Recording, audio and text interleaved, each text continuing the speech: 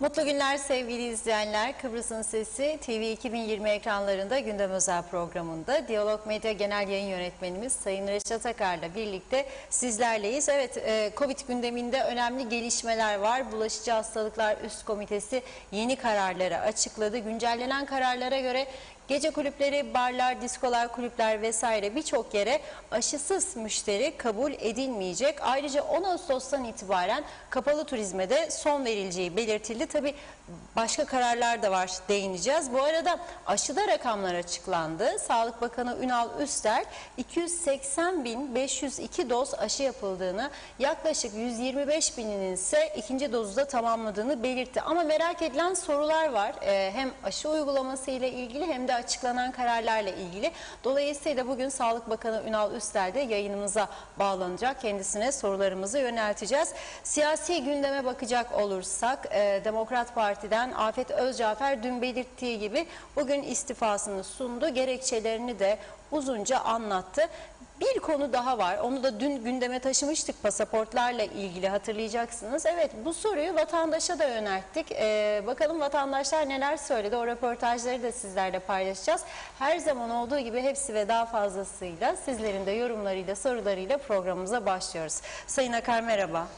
Evet, merhabalar Funda Hanım. Herkese hayırlı günler dileyelim. Evet, bugün tabii ağırlıklı konumuz Covid-19'dan mücadele, aşılama konusu. Aşı konusunda yaşanan sıkıntılar, bunları elbette kapsamlı bir şekilde ele alacağız. Tabii programa girmezden 2 saat kadar önce biz Bayındırlık ve Ulaştırma Bakanı Sayın Resmiye Eroğlu Can Altay'ın bir sosyal medya paylaşımı olmuştu. Okuyorum, şöyle diyor: aile olarak Covid-19 kurallarına uymamız ve tüm önlemleri almamıza rağmen eşim Serdar Can Altay'ın testi pozitif çıkmıştır. Temaslı olmamdan dolayı Sağlık Bakanlığımızın direktifleri doğrultusunda kendimi evimde bir süreliğine izole edeceğim diyor Resmiye Hanım. Tabii fotoğrafta da görüyorsunuz, babası Derviş Eroğlu ile de 3. Cumhurbaşkanımız da yan yana fotoğraf var ama maskeli tabii. Ama bayram da o gün. O törenden öncesinde maskesiz öpüşme falan olduysa bilemiyorum. Ama Resmiye Hanım'ın öyle bir durumu yok zaten. Şu anda pozitif vakası yok. Sadece temaslı olması nedeniyle o kendi kendini izole etmiş. Ben ve eşim diyor. Burası çok önemli. Bakınız, altını çizerek okuyorum sizlere. Ben ve eşimin aşılanmış olmamız nedeniyle bu süreci sorunsuz atlatacağımıza olan inancım tamdır. Neden söylüyor bunu biliyor musunuz? Aşısız olsaydı sorunlu atlatacağı kesindi çünkü. Aşılı olanların pozitif çıksa da sonuçları aşısız olanlara göre bu süreci daha kolay atlattıkları, daha sıkıntısız atlattıkları biliniyor. Madem ki dünyamız bunun etkisinde olmaya devam ediyor, çünkü yeni delta varyantı diyorlar, başka şeyler çıkıyor falan, o zaman kendimizi azami bir şekilde koruyabildiğimiz kadar korumamız lazım. Bunun da en etkili yönünün aşı olduğunu bütün dünya sağlık uzmanları söylüyor. Biliyorsunuz, yeni haberler de geliyor. Aşıya karşı çıkanların koronadan hayatını kaybettiklerine dair haberler okuyoruz dünya basınında. O yüzden o da aşıya güvenerek, Resmiye Hanım diyor ki, aşılanmamız nedeniyle bu süreci sorunsuz atlatacağımıza inancımız tamdır diyor. Virüsün sağlığımıza ve insan yaşamına karşı oluşturduğu tehdidi bertaraf etmenin tek yolu aşılanmadır diyor Resmiye Hanım. Halkımızdan ricam, bugüne kadar olmayanların bir an önce aşı olmalarıdır diyor. Aynı şeyi ben de söylüyorum. Kaç gündür buradan çağrı yapıyorum. Bazı vatandaşlarımız kızıyor. Ya yarın bir şey olursa, ya ölürse birisi, sorumlu siz mi olacaksınız? Yok, ben sorumlu olacak değilim. Dünya sağlık uzmanları ne derse biz o yolu takip edeceğiz. Bizim burada Diyalog Medya'da çalışan arkadaşlarımıza da başından beri söylediğimiz aşı, aşı, aşı. Ha ben aşı olmak istemiyorum. O zaman aşılı arkadaşları riske atma hakkınız yoktur sizin. Aşı olmak istemiyorsanız evinize çekilip orada gününüzü geçireceksiniz ta ki Covid bitsin. Ne zaman bitecek? Belli değil. Bugün İngiltere'de BBC'nin bir yorumu vardı. 2026'ya kadar sürebilir diye. O zaman 2026'ya kadar daha 5 yıl var önümüzde sürecekse bu korona meselesi, bizim kendimizi mümkün olduğu kadar korumamız lazım. Korumanın başlıca yolu da nedir? Aşıdır. 2, mesafedir. 3, hijyen tedbirlerdir. Devamlı temizliğe önem vereceğiz ki çoğu yerde vermiyoruz. 4, maskemizi takacağız. Markete girerken maske takılacak. Düğüne giderken maske takılacak. Bir de ben bu düğün sahiplerinden rica ediyorum. Çok kalabalık, öyle 1000 kişilik, 1500 kişilik, 800 kişilik düğünlerden vazgeçelim artık. Zaman o zaman değil. Daha kısıtlı sayıda ve öpüşme, koklaşmanın olmayacağı bir ortamda yaparsak bu düğünleri daha iyi olur. Ama her şeyin başı, tekrar ediyorum, aynen Resmiye Hanım'ın yazdığı gibidir. Aşılama, aşılama, aşılama. Program öncesinde eşi Serdar Canaltay'a geçmiş olsun dileklerimi ilettim. Kendisiyle iyi bir dostluğumuz var, tanışıklığımız var. Hem Resmiye Hanım'la hem Serdar Bey'le. Ne zaman aşı olmuştunuz diye sordum. 2. aşımı Mart ayında oldum diye cevap verdi. Mart ayında 3. ay, şimdi biz 7. aydayız. Demek ki 7. ayın sonuna geldik. 8, 9. ayda en geç 3. aşıya sıra gelecek. Sinovac aşısı özellikle olanlar 6 ay doldurduğu zaman, hatta son günlerinde 6. ayın 3. doz aşı için başvurmalıdır. Türkiye bu uygulamayı başlattı. Kuzey Kıbrıs'ta da başlatmış oluyorlar. Şimdi az sonra tabii Sağlık Bakanımız Sayın Ünal Üstel de canlı telefon bağlantısıyla programımıza katılacak. Kendisine soracağımız çok soru var. Biz bu konuyu çok önemsiyoruz. Neden? Bakınız korona meselesi başladıktan sonra biz çok kapandık. Ve bu kapanmanın yarattığı olumsuzluklar yaşadık. Halen de yaşamaya devam ediyoruz. Ekonomide açılan yarayı kapatmak kolay olmayacak işte. Çünkü çok kapandık. Hiçbir yerde görülmediği kadar biz kapandık. Dünyadan soyutladık kendimizi. Dünyada bir ilk olduk. Kapanma, kapanma, kapanma. Sonucunda gördük ne oldu. Çok ağır bir ekonomik yara aldık. Şimdi bugün herkes onu konuşuyor. Diyor ki ne olacak? Nasıl ödeyeceğiz borçları? Nasıl çıkacağız işin içinden? O yüzden kapanmadan ama tedbirleri alarak bir düzene geçmemiz lazım. Ünal Bey hattımızda mı? Bizde arıyor arkadaşlar. Arıyor, tamam. Ünal Bey bağlandığı zaman kendisiyle konuşacağız bu konuları. Çünkü mesela bakınız, İngiltere'den de mesaj var. Orada Kıbrıslı Türklerin bu korona sorunlarıyla çok yakından ilgilenen Nafiye Horozoğlu vardır. Bugün kısa bir paylaşım yaptı. Onu da programa gireceğim saat gördüm. Diyor ki İngiltere'den KKTC'ye giden çift aşılı yolculara 5 gün karantina ne demek diyor. Bu haksızlıktır diyor. Hakkımızı alacağız diyor. Bu yüzden de örgütleniyoruz diyor. Yani Kıbrıslı Türkler yurt dışında yaşayan İngiltere'de çift aşısı var. Sen 5 gün karantina koyuyorsun. Niçin diyor. Bu bir haksızlıktır. Örgütleneceğiz, mücadele vereceğiz. Şimdi bunu da iyi anlamamız lazım. Evet, korunacağız, kendimizi de koruyacağız ama çift aşısı olan bir insan PCR'ını da yaptıktan sonra ve sonuçlar negatif olduktan sonra bu ülkeye gelip kendi vatanında, ailesinin yanında tatilini yapabilmelidir. Az önce belirttiğim gibi, çünkü ekonomik durumumuz hiç de iç açıcı değildir. Güney Kıbrıs'a bakalım. Vaka sayıları çok çok üstümüzdedir. Patlamış durumdadır. Ama turizm devam ediyor. Haziran ayında 182 bin turist ağırladılar. 182 bin turist. Rüyamızda bile göremeyeceğimiz bir rakamdır bizim. Belki bir yılda bunun civarında bir rakam göreceğiz. O da bayramda bir miktar geldiği için. Yoksa normalde o rakamı yakalamak mümkün değildir. Evet, şimdi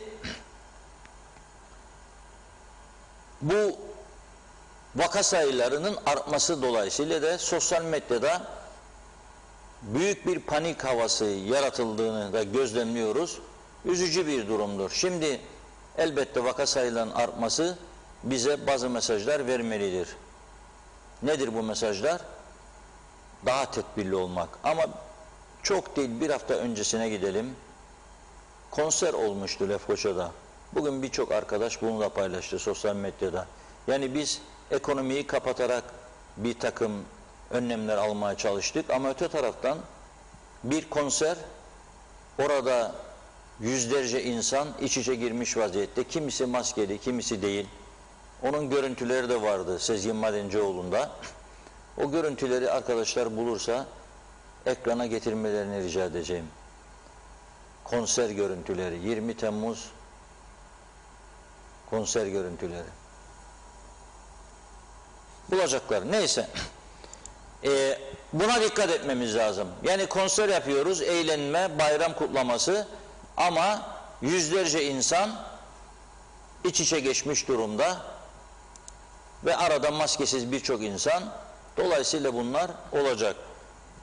Şeye bakalım, Tokyo Olimpiyatlarına 13 tane sporcu da bugün açıklandı. Rakam 13'e çıktı diye pozitif vaka ama olimpiyatlar sonlandırılmadı. Yani tedbirleri almak en doğru olandır. Her şeyi sonlandırmakla bu işin sonu iyi olmaz. Birkaç tane restoran işletmecisi bugün sabahleyin uyandığım andan itibaren telefon açtı. Diyorlar ki bizi yine mi kapatıyorlar? Niye dedim? Öyle haberler geliyor. Yahu sizi niye kapatsınlar? Siz tedbirinizi almıyor musunuz? Ne söyledilerse yapıyoruz. Elimizde sıvı hijyen, bütün personelimizi her hafta istedikleri şekilde PCR testini yapıyoruz. Sonuçlar elimizde, gelene göstermeye hazırız. Aşılarımızı yaptık, personelimize de yaptırdık, mecbur ediyoruz. Aşı yapmayını çalıştırmıyoruz. O zaman korkmaya gerek yok diyorum ben de onlara. Çünkü niye korksun? Yani aşı yapan adam tedbirini de aldıktan sonra müşteriye de hizmet verirken maskesini takıyor. Korkacak bir durum yok. O yüzden onlara moral vermeye çalışıyoruz ama tabii esas kararı alan makamlardır önemli olan. Sağlık Üst Kurulumuz var. Sağ olsunlar dün yeniden listeleri açıkladılar ve kararları açıkladılar. Bakıyorum bu listede KKTC de kendi kendini kırmızı çizgiye almış ve ona göre şekillendirmiş. Şimdi bizi en çok izleyen Kuzey Kıbrıs dışında Türkiye ve İngiltere'dir. Dolayısıyla buralardan Kıbrıs'a gelmek isteyenler de sürekli soruyorlar. Onları aydınlatmak amacıyla listemizi hazırladık. Sağlık Üst Kurulu'nun açıklamasına göre Türkiye'den gelenler için turuncu kategori öngörülmüş. Yani koşullar kırmızıdan daha uygun. Aşılı veya hastalığı geçirmiş olanlar yolculuk öncesinde son 72 saat negatif PCR sonucu, o zaman karantinasız giriş diyor. Hazır mıyız? Yok. Sağlık Bakanımız Ünal Bey arkadaşlar sizi deniyor. Çok meşgulde galiba telefonumuz. Beni duyuyorsanız telefonu boşa alıp arkadaşlarımıza cevap veriniz. Arıyorlar sizi. Evet. 72 saat negatif PCR sonucu aşılı olanlar için. Aşısız olanlar yolculuk öncesi 72 saat negatif PCR sonucu, 5 gün karantina. Şimdi işte Türkiye'den turist bekleyen otelciler için aslında bu çok zor bir karar. Çünkü aşı olmayan özellikle genç nüfus gelemeyecek demektir Kıbrıs'a. Fakat bir tedbir olarak bakanlık bunu koymuş.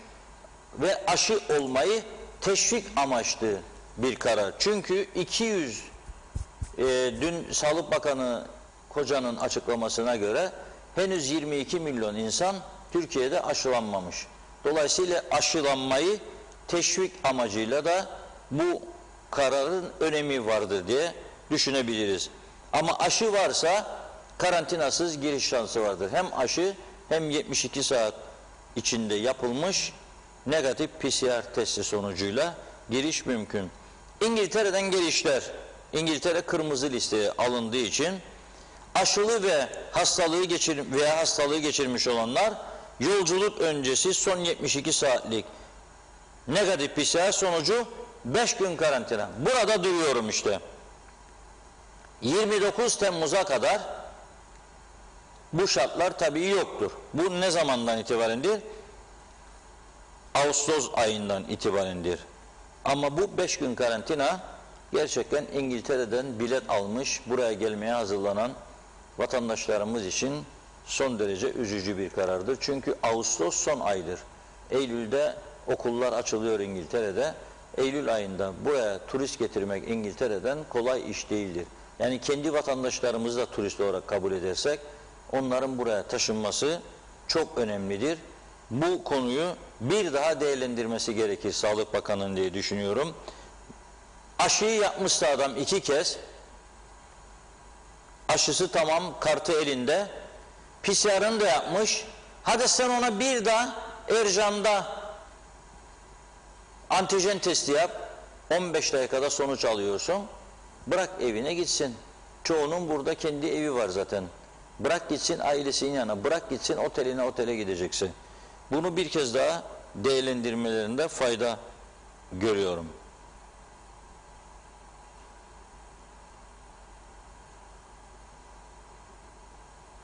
Bir ayrı konu daha var. Bunu Sayın Ünal Üstel'e bugün soracağız, bu kurallar kısmındaki maddeyi. Şöyle diyor, aşı programını tamamlamış, son dozdan 14 gün sonrasından 6 aya kadar. Yani şu mu oluyor? İkinci aşıyı da yaptık. 14 gün geçtikten sonra mı uçağa binip gelebilirim ben Kıbrıs'a tatil? Halbuki bu 14 gün şartını kaldırmıştı bakanlık. Şimdi ne oldu da 14 gün şart koyuyoruz? Yani daha önce vardı. Sonra kaldırdık. Şimdi tekrar koyuyoruz. Ne oldu? Yani sağlık otoriteleri, Dünya Sağlık Örgütü bize ikinci aşıyı yapıldıktan sonra 14 gün geçmesi lazım mı diyor da biz tekrar buna dönüş yaptık. Nereden böyle bir karar gündeme gelmiştir? Gerçekten bunu anlamış değilim. Turizm 10 Ağustos 2021 tarihinden itibaren charter seferlerle el bilekliği takılarak kapalı turizm uygulaması iptal edilmiştir diyor 10 Ağustos tarihinden itibaren. Charter seferlerle ülkemize gelecek kişiler ülke kategorilerinde belirtilen kriterlere göre işlem görecektir. Güncellenen kararlara göre gece kulüplerine, barlara, klaplara, kazinolara aşısız müşteri kabul edilmeyecek diyor Sağlık Bakanlığı'nın yeni kararları. Önemli değişiklikleri sizlere aktardık. Bunlardır. Şimdi kısa bir ara veriyoruz. Funda Hanım, çok sayıda mesaj var. Evet. Mesajları okuyor. Bu arada Sağlık Bakanı Ünal Üstel'i arkadaşlarımız aramaya devam ediyor. Her zamanki gibi ilginizle çok çok teşekkür ediyoruz. Evet, Gürkan Giritli ilk mesajı gönderdi. İyi yayınlar diliyor. İzzet Kahraman da, Serkan Atayiler Londra'dan selamlarını iletti. Kamil Köse, rakı içen öldü de su içen ölmedi mi demiş. Ali Köl, iyi yayınlar, Doğru Haber kanalı. Mustafa Deveci iyi yayınlar diliyor da, çok mersi. Emine Durmaz, 3. aşıları yapmak istiyoruz. BioNTech yapacaklarmış ve ne zaman başlayacak? Herkesi sıralı aşılayacaklar mı diye soruyor. Mehmet Uluçaylı da hayırlı yayınlar diledi. Bülent Küçük de başarılı ve güzel yayınlar dilerim. Sağlıklı günler diliyor sizlere de. Tahir sevgiler hürmetler yazmış. Engin Özbilenler Reşat Bey'e özel bir mesaj atmak istiyor. Sizin çözebileceğiniz bir problemim var. Burada bu konuyu yazmak istemiyorum. Saygılar. Kamil Özelay, iyi günler, iyi yayınlar Almanya'dan. Vakalar bizde de çok arttı. En süper kanal, daha süperi yok diyor Kamil Bey. Çok teşekkür ederiz. Türkan Talipoğlu Dikmen'den selamlarını yolladı. Kolay gelsin. Raif Erdal da. Kamil Köse, ölen ölecek, kalan sağlar bizimdir yorumunda bulunmuş. Nilgün Şah, iyi yayınlar, iyi akşamlar diliyor. Ali Gül, denizci geçeriz, derede boğuluruz. İstanbul'dan selamlar. Cennet yurdumuzun kıymetini bilelim. Her zaman özlemle dinleriz. Kolay gelsin. Ercan Ercanlar'da gençler aşılanmalı. Aksi takdirde çok anneler ve babalar ağlar diyor. Cihan Köroğlu, iyi yayınlar dilerim. Reşat Bey, içimiz dışımız artık kapkara oldu. Ben şimdi sabırsızlıkla Cihan Hanım düğünü hatırlamış. Funda Hanım'la yapacağınız diyeti bekleyeceğim diyor. Dünden sözünüz vardı. Şakaydı ama bir bakarız. Mehmet İnancı, hoş vakitler, hayırlı bereketli yayınlar sizlere değerli dostlarım yazdı. Vedat Özkan da. Kamil Köse, hangi bakan, hangi vekil, hangi doktor aşılanma süresince altına imza atacak, var mı acaba diye soruyor. Gürkan Giritli, maske, mesafe, hijyen dedi. Ercan Ercanlar, üniversite öğrencileri aşılanmazsa %100 kesintili eğitim modeli olacak. Evet, Bülent Küçük, Fransa yönetimi maske takma zorunluluğunu yeniden ve tekrar getirmiştir. Aynı zamanda Fransa'da açık alanlarda alkol alma veya yüksek sesle müzik dinlencesini de kesinlikle yasaklamıştır. Ayrıca Güney Kıbrıs'ta birinci doz aşılarını olan kişilerin oranı %76.2 olmuştur. Akın Mısırlı, Reşat Bey, Covid-19 2026'ya kadar devam edecekse nasıl olur da aşılı olan herkes Covid-19'a yakalanıp devam edecek? Kaç kere aşılanacak herkes diye soruyor. Gürkan Giritli, aşılar daha hızlı yapılmalı dedi. İlker Züğürt, Reşat Bey, ben ve hanımım 2 kez Şubat ve Mart aylarında Sinovac aşısını yaptırdık. Daha sonra geçtiğimiz haftalarda hanımımla birlikte aynı günlerde yaptırdığımız tahlillerde pozitif olduğumuzu öğrendik. Ancak pandemi hastanesinde gördüğümüz tedavide hastalığı hiç hasta olmamış gibi çok rahat geçirdik. Bunun sebebi de bize göre zamanında aşılarımızı yaptırmamızdı. Bütün vatandaşlara tavsiyem hemen aşılarını yaptırmaları yönündedir. Mehmet İnancı, selam Reşat Bey, her şey Arap saçına döndü. Bundan sonra kimse bu işin içinden çıkamaz. 29'undan sonra Londra'dan gelenlere çift aşılı da olsa karantina diyorlar. Bu haksızlık demiş. Vedat Özkan, en büyük sorun Eylül'de okullar. Yüz yüze eğitimi açılacak. Dünyanın her tarafından öğrenciler üniversitelere gelecek. Özellikle Afrika'da aşılama yok. Afrikalı öğrenciler de Kıbrıs'a okumak için gelecek. Bu öğrencilerin çift aşı durumu nasıl bilinecek? Nasıl aşı olacaklar? Bu önemli bir sorun diyor. Kamil Özalay, Almanya'da izliyor sizi yazdı. Mehmet Kurtulmuş, iyi yayınlar diliyorum. Aytaç Çağlaş, merhaba, iyi yayınlar. Eşim Şubat ayında aşı programını tamamladı. Ağustos ayında Kıbrıs'a gelmeyi planlıyoruz. Fakat eşim Ağustos ayına kadar 3. aşı muhtemelen olamayacak. Çünkü Almanya'da 3. aşı henüz başlamadı. Fakat güneyden kuzeye negatif testle geçilebilir. Peki benim eşim 2 aşı olduğu halde neden gelemiyor diye sordu Aytaç Bey. Evet, aşılarla ilgili de 6 aylık bir geçerlilik süresi var. Ahmet Aydın, Reşat Bey, bizim öğretmenlerimize, bizim memurlarımıza bir gün inşaata ya da bir gün özelde çalışsın, görelim. Rahatlık, kapa bu insanların işleri demiş. Keyfe göre aç kapa. Bittik artık diyor. Kapayın kapınızı, evden çıkmayın. Herkese değil bu kapatma. Tellallığı yapanlara diyorum diyor. Siz evinizden çıkmayın. İnsanların işlerini kapayarak değil yazmış Fatma Gürer. İyi yayınlar. Daha dün değil miydi? Güneyde süpermarkette bile Safe Pass'la giriliyordu demiş. Bergin Rıfat, iyi yayınlar. Reşat Bey, ekonomik şartlar göz önüne alınarak tüm dünya açıldı. Çünkü böyle olması gerek. Aslında Kuzey Kıbrıs'ta PCR değil de aşıya yönlenseler daha başarılı olurlardı. Ne gerek var her gün PCR testi, aşı olsun. Herkes bu iş biter ve unutmasınlar. 2023 sonuna kadar yeni varyantlarla devam edecek bu hastalık. Maskeli olmaya ve el hijyenine dikkat ederek kimselerle kucaklaşma ve öpüşme de yapmazsak korkmamız için bir sebep yok diyor Belgin Hanım. Orhan Aslan, Kuzey Kıbrıs'ın amacı yurt dışında yaşayan Kıbrıslı Türkleri adaya koymamak. İzolasyonu daha da hızlandırıp eritmek, bitirmektir. Tüm amaç koronayı yenmek değildir demiş. Devam edeceğim mesajlara ama telefon bağlantımız hazır. Sağlık Bakanımız Sayın Ünal Üster hattımızda. Ünal Bey merhaba. Merhaba, iyi yayınlar diliyorum. Selamlar Sayın Bakanım. Aleykümselam, kolay gelsin. İyi yayınlar diliyorum. Teşekkür ederiz. Evet, bütün milletin gözü kulağı sizde. Yani Evet. Sağlık Bakanı olmak bu dönemde ateşten gömlek giymek gibi bir şeydir değil mi? Evet, doğrudur. Çok haklısınız. Şimdi tabii bu arada sabahleyin bir açıklama yaptınız. Dediniz ki işte akşamdan sabaha 100 kişi daha vardır. Tabii millet de bu defa ne oluyoruz diye panik yapmaya başladı. Nedir son durum Sayın Bakan bugün itibariyle vakalarda? Şimdi geldiğimiz noktada biliyorsunuz bir 15 günden berideki vakalarımızda bir artış gözlenmektedir. Hatta bu artış gözlemlenirken Hindistan'da yayılan ve sonra dünyaya dağılan varyantlar üzerinde konuşulmaya başladı ve bu varyant sayesinde de biz de bir takım tedbirler aldık. Tabii bu tedbirler ne kadar artırsak bile ülkemizden güneyden gelen geçişler, başka taraflardan gelen geçişlerden dolayı da bir takım sıkıntılar yaşamaya başladık ve dolayısıyla insanımız da kuralları unutarak yaşamaya başladığı için bu vakalarda bir artış gözlendi.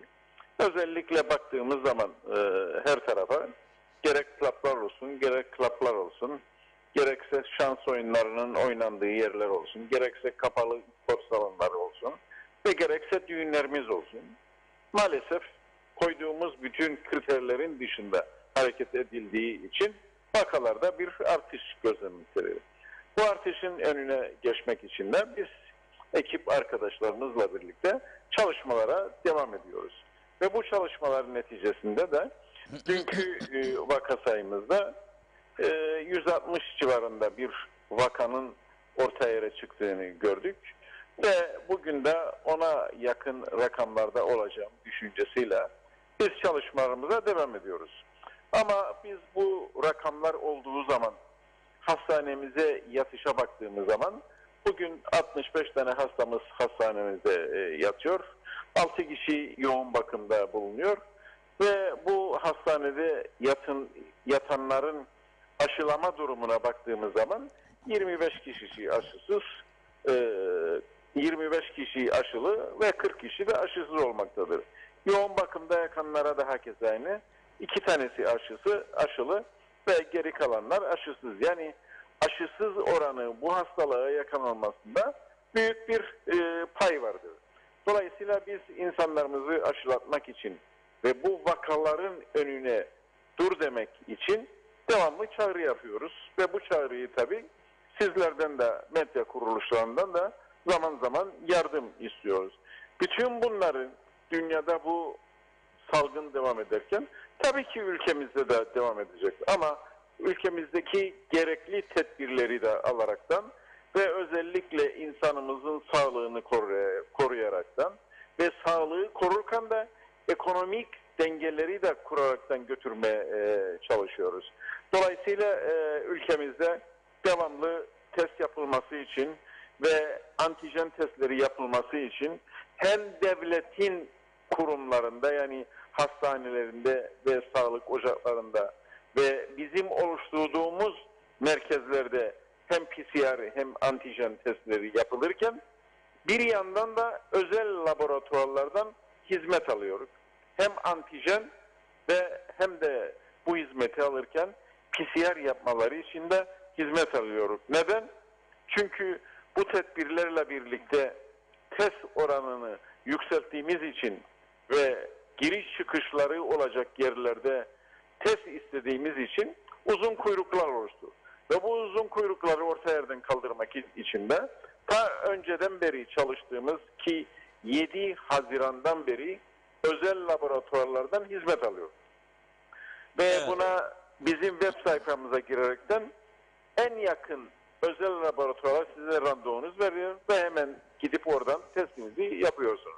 Ve bizim merkezlerimizden de PCR testleri yapmaktayız. Bu doğrultuda bu çalışmaları yaparken bu vakaların önünü engellemek için ve ülke geneline dağılmaması için ülkeyi kapatmama adına biz bir takım çalışmalar yapıyoruz. Evet. Ve sağlık çalışanlarına bu çalışmalardan dolayı her zaman teşekkür ediyorum. Bu gün de yine sizin kanalınızda onlara yürekten teşekkür ediyorum. Evet, şimdi Sayın Bakan çok konumuz var, onun için bir bir gidelim isterseniz. Evet. Şimdi bugün baktım, yani tanınmış insanlar paylaşım yapıyor. İşte tren yolu hastanesine gittim 2. doz aşı için diyor. Fakat diyor başıma gelmedik kalmadı, sıcak başıma geçti, bekledim, ettim, gerilim var, insanlar itişiyor, kalkışıyor. Dün Lefkoşa Devlet Hastanesi'nin önündeki kalabalığı insanlar bize çekip gönderiyor, fotoğrafları, videoları yayınladık. Şimdi de ekran arkadaşlarımız getirdi. Bunu rahatlatıcı tedbirler alınamaz mı? Daha çok yerde mesela değişik, adam Lefke'den çıkıp gelmesin buraya, Lefke'de sağlık ocağı varsa orada, ne bileyim orada başka daha farklı işte laboratuvar varsa laboratuvarlarda, hatta daha da genişletelim bu işi, eczacılara bunu tabii şey alarak, resmi Evet. belge imzalatarak, taahhütname imzalatarak geliştirmek mümkün değil mi? Bir, iki, ben buradan başından beri çağrı yapıyorum. Mesela bir Bülent Dizdarlı örneği var Girne'de. Özyalçın, siz gittiniz o gün, açılışını yaptınız. Ne güzel çalışıyor. Orada emekli çıkmış bir baş doktor. Gönüllü bir şekilde hizmet veriyor bazı hemşirelerle birlikte. Ne güzel işler yürüyor. Bunu genişletmek mümkün değil mi? Çünkü ben şimdi mesaj yazıyorlar bana. Programın altında okursanız siz de göreceksiniz. Reşat Bey, siz devamlı çağrı yapıyorsunuz. Aşı, aşı, aşı. Biz de dinliyoruz, gidiyoruz ama gittiğimiz yerlerde aşı olamıyoruz. Çünkü kalabalık, yığın, insan yığılmaları, daha fazla korona tehlikesi oluşuyor diye. Bunun için bir tedbiriniz var mı? Bakın şimdi Reşat Bey çok haklısınız. Biz önceden aşı sistemine başlarken dijital sisteme geçtik ve randevu sistemiyle insanlarımız beklemesin diye randevuları verdik. Ama geldiğimiz noktada 15 gün öncesinde kimsesi artık sistemden randevu almamaya başladı ve sayı her geçen gün azaldı. Biz bunu orta yerden kaldırmak için ve insanlarımızı teşvik etmek için bu merkezlere gitmesi için randevu sistemini kaldırdık ve merkezlerimizde kaydı orada açtık. Ve dolayısıyla insanlarımızın o merkezlere gitmesini sağlamak için de teşvik ettik. Şimdi bakın, Güzelyurt. Güzelyurt'ta Cengiz Topel Hastanesi'nde aşılanma var. Sosyal Bilimler Fakültesi'nde aşılanma var. Güzelyurt Sağlık Ocağı'nda aşılanma var. Ve testler var aynı zamanda. Bakın, Güzelyurt'u sayıyorum. 3 tane merkezde 3 tane Güzelyurt. Şimdi bir bir gidelim, insanlar dinliyor bizi. Güzelyurt Cengiz Topel, Güzelyurt Sağlık Ocağı ve Sağlık Bilimleri Sağlık Bilimleri Fakültesi. Lefke'de de Lefke Avrupa Üniversitesi. Evet, buralara gidip aşı olabilirler. Lefke ve Güzelyurt bölgesinde oturanlara söylüyoruz.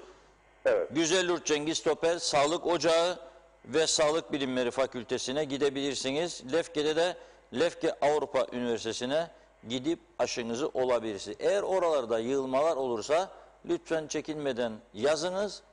Sayın Bakanı biz de uyarmaya devam ederiz. Daha ek tedbirler alınır. Yani artırmak Tabii, mümkün. yani Lefkoşa'da kaç tane yer var? Ama fazla o tarafta hemşiremiz elimizde olmadığı için başka yerler açamıyoruz. Ve bu merkezlerde Güzelyurt'ta aşılanmaya baktığında ortalama 150-200 civarında bir aşılanma olur günde. Hatta bazı merkezlerde 100'ü de geçmez.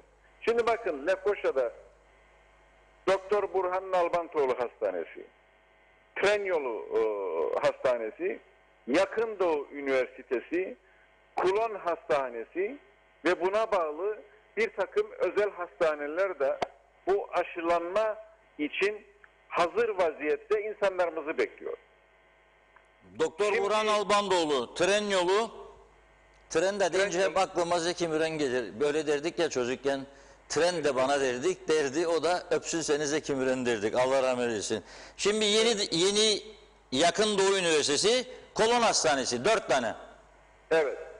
Bunu artırmak mümkün değil mi? Başka Başkent Hastanesi var, Varoğlu var, Birali hastane vardır. Yok, özel. öbür hastaneleri de var. Ben Etik onların Hastanesi var, bak söylediğiniz aklıma geldi. Tabii sayabilirim öbürkülerini de, öbürkülerini ben saymadım. Yani Lefkoşa'daki bütün özel hastanelerimizde bunlar yapılmaktadır. Bizim anlaşmamız var. Çünkü herhangi bir ücretle biz bu hastanelerimize ödemiyoruz. O yüzden dolayısıyla bu hastanelerimizde bunlar yapılmaktadır. Hemen size bir itiraz geldi, okuyorum. Reşat Evet. Bey diyor, sağlık bilimleri testleri 150 TL karşılığı yapıyor. Bu testi konuşmuyor zaten şimdi. Aşıyı konuşuyoruz.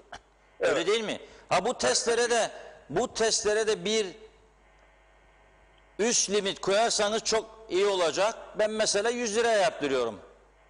Yani hastane adını vermem, 100 TL. Her hafta yaptırıyorum 100 TL. 4 tane 100, Evet. 400 lira gitti. Helal olsun, bir şey değil ama 100'ün üstü de durdurmak lazım herhalde, bilmiyorum. Doğru mu? Ona da bir sınırlama bizim koymamız lazım. Çünkü bazı yerler var ki belli saate kadar, örneğin saat 5'e kadar bize çalışıyor. 5'ten sonra para alıyor. Onları da bir toplantı yapıyoruz ve ya bize çalışacaksın. Çünkü vatandaş 5'ten sonra işi öyle uygun olur gidiyor. 5'ten sonra gittiği zaman da testini yaptığı zaman da bir ücret alınıyor. Dolayısıyla bu da bizi rahatsız ediyor.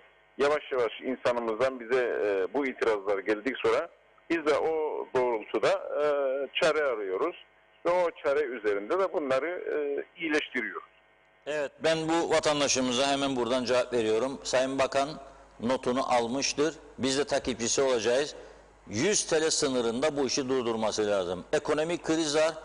İnsanlar ama bir taraftan da devamlı testini yapması lazım. Emin olması için, başkalarına bulaştırmamak için.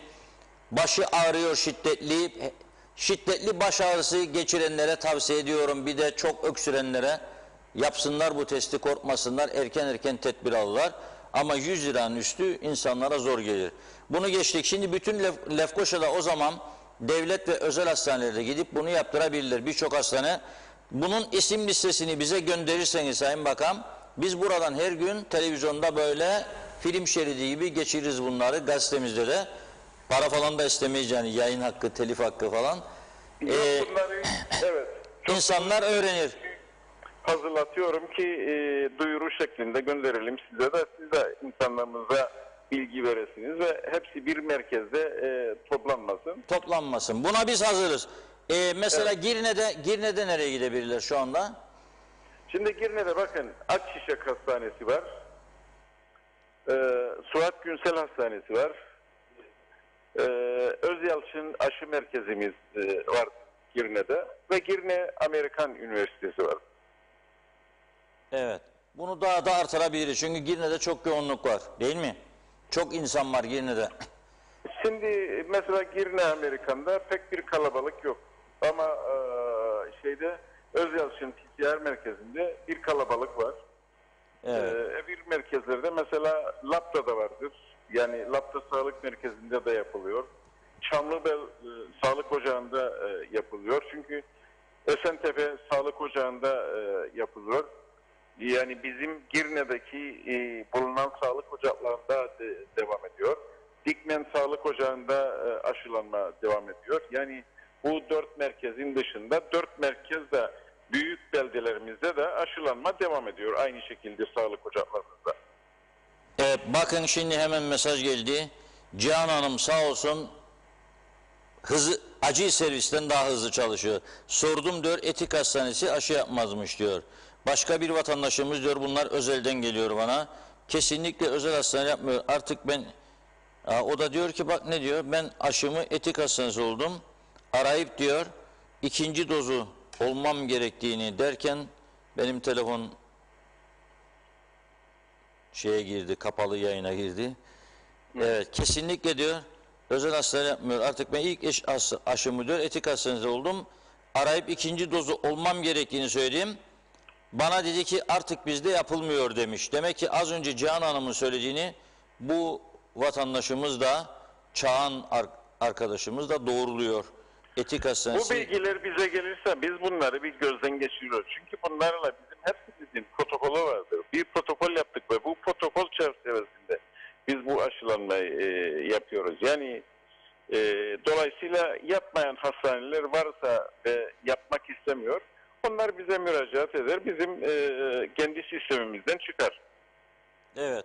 Bence de yani bu yapmıyorum derse buna bir tedbir almak lazım. Şimdi bir de Gazi Mausamızı konuşalım. Gündemdedir. Şimdi Maraş'ta olan derken oralarda devlet hastanesinin dışında var mı yerler?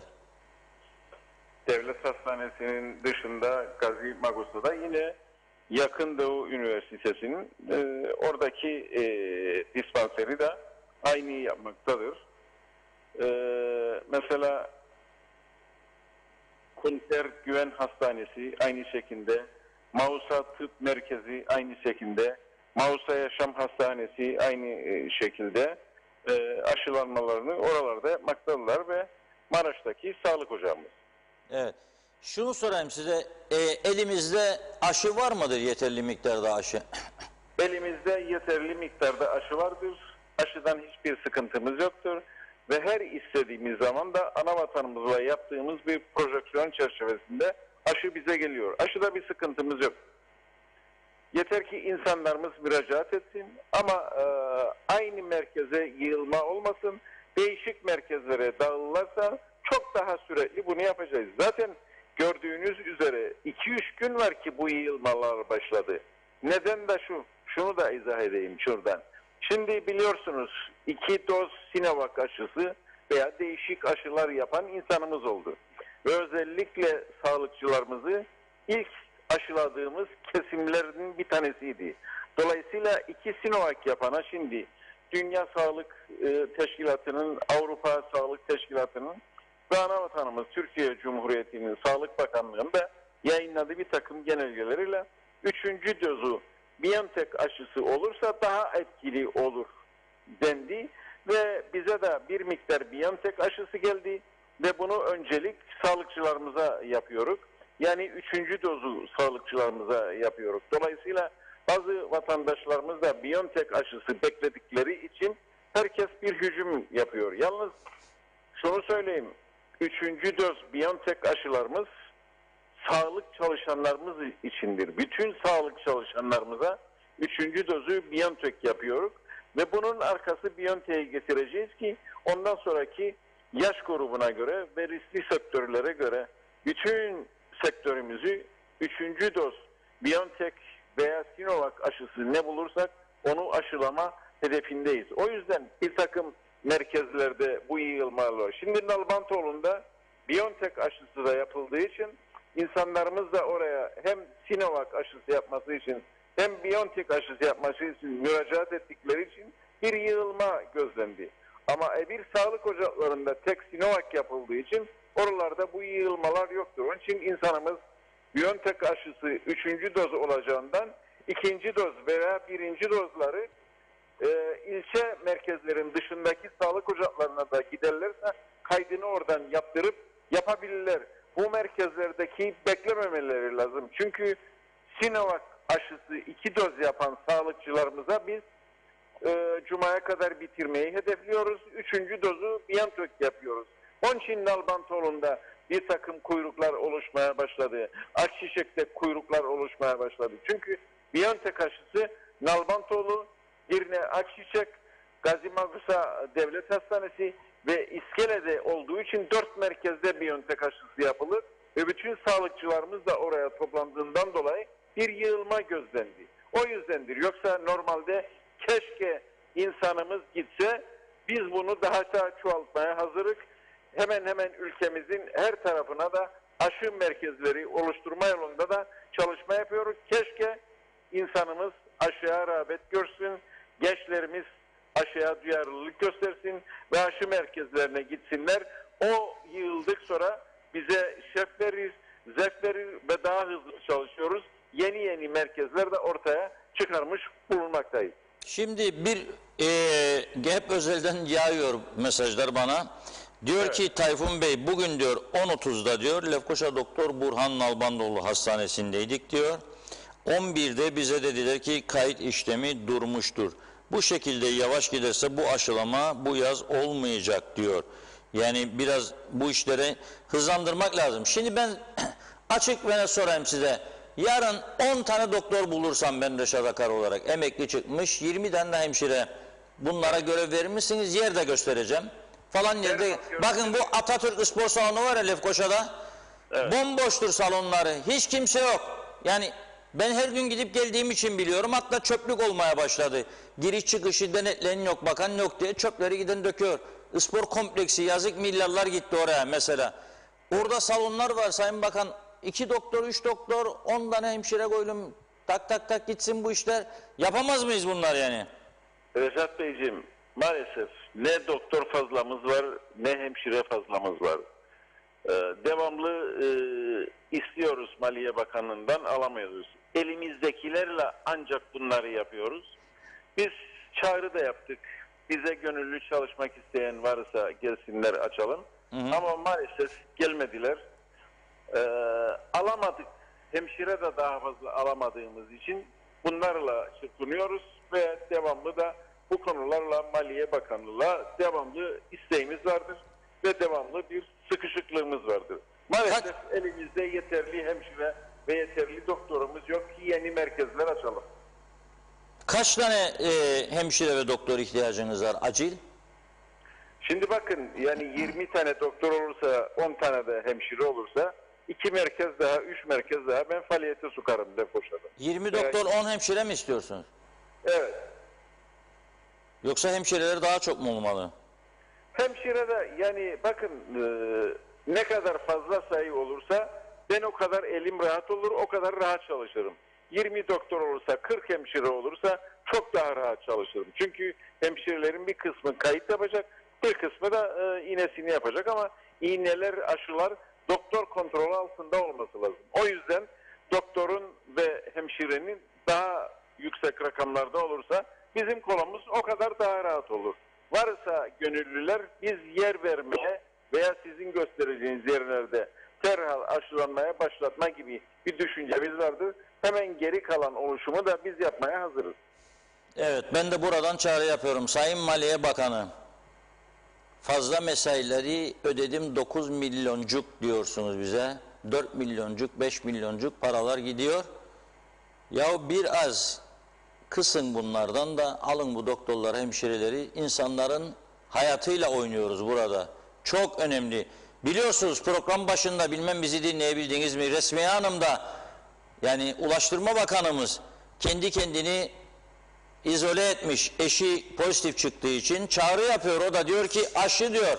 Aşı olduğumuz için diyor bu işi kolay atlatacağımızı düşünüyor. Çünkü hiçbir şey yok. Yani kötü bir durum yok. Test sonucunda pozitif çıktı eşi Serdar Bey. Ama yani kötü bir durumu yok. Yani evet, hastanelik bir pozisyonda değil insanlar. Olabilir. Aşılı olduğu için daha kolay atlatacağına inanıyor. Çağrı yapıyor. Onun için ben de buradan çağrı yapıyorum. İnsanlar bir an önce bu işe önem versinler. Bakın Osman Zorlu Bey yazıyor. Mehmetçik'ten acil hemşireye ihtiyacımız var diyor. Aşıları doğru söyler Osman. Artırabilmek için. Her gün konuşur. Ve hemşire ihtiyacımız var, gönderemiyoruz. Akdoğan'a hemşire ihtiyacımız var, gönderemiyoruz. Daha çok aşı yapalım. Bir hemşireyle, 2 hemşireyle devam ediyoruz. Beyermodu sınır kapısı, yığılmalar oluyor. Yok maalesef, yok elimizde. Gerekli desteği de Maliye Bakanlığı'nda sıkışık olduğu için bize vermiyor. Vermediği için de bu kadarıyla biz aşı yapmaya veya test yapmaya gayret ediyoruz. 13 milyonu ödeyebildiniz mi borçlar, ilaç borçlarını? Ödeyemedik. Ödeyemediniz. Hala daha bize aktarılmadı. Bekliyoruz, ödeyemedik. O zaman ilaç eksikliği de devam ediyor demektir. Bir takım acil ihtiyaçları süratli bir şekilde kendi bütçemizden karşılama yoluna gidiyoruz. Bir izleyicimiz Laden Hanım diyor ki Ada Pas sayfasına aşı kaydı yaptıramıyoruz diyor. Sıkıntı ne zaman giderilecek acaba diyor. Bakın sıkıntı giderilmiştir. Yalnız bazen tarihlerde eksiklik vardır.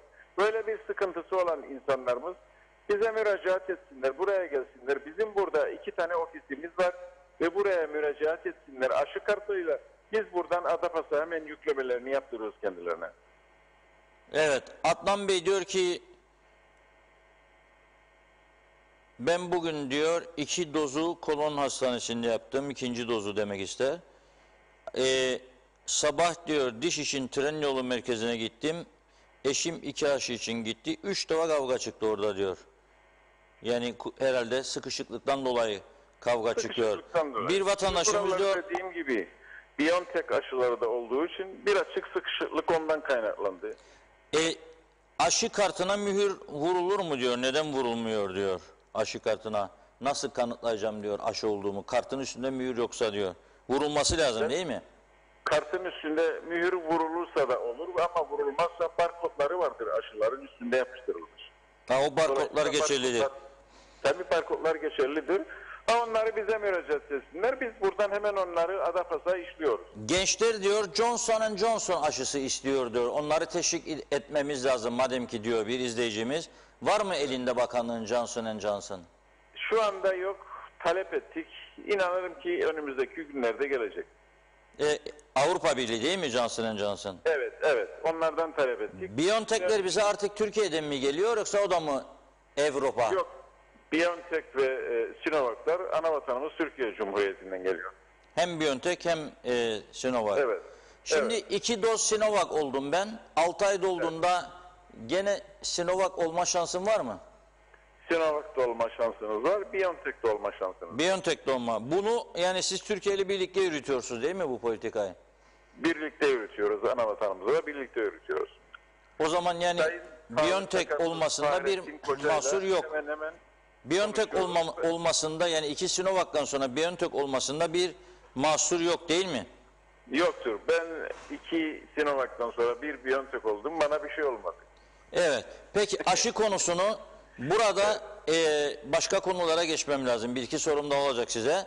Ama izleyicilerimize şöyle bir mesaj vermek istiyorum. Ben arkadaşlarımla birlikte bu konuda bir çalışma başlatacağım bu andan itibaren. Sayın Bakan'a da tekrar canlı yayında birkaç gün içerisinde ileteceğim bunları. Yapabileceğimiz katkı konusunda. Maliye Bakanı'nın bütün harcamalar içerisinde pay ayırmasını bekleyecek halimiz yok. Öyle olursa vay halimize. Bakın ilaçları ödeyemiyor. Ben bugün sabahleyin yazısını paylaşımını okudum. Raziye Hanım'ın Kanser Hastalıklarına Yardım Derneği Başkanı'nın gerçekten içim cız cız etti. Nasıl çırpınıyorlar ve sayı gittikçe artıyor. Her gün 2 tane 3 tane yeni hasta kanser hastası ilave ediliyor liste. O kadar yaygın yani sadece korona değildir derdimiz.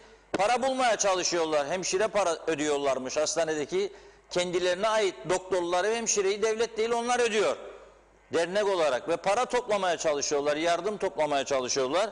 Şimdi aynı durum devletimizin bir bakanlığından bir bakanlığına söz konusu. Yani bu işi çözmemiz lazım.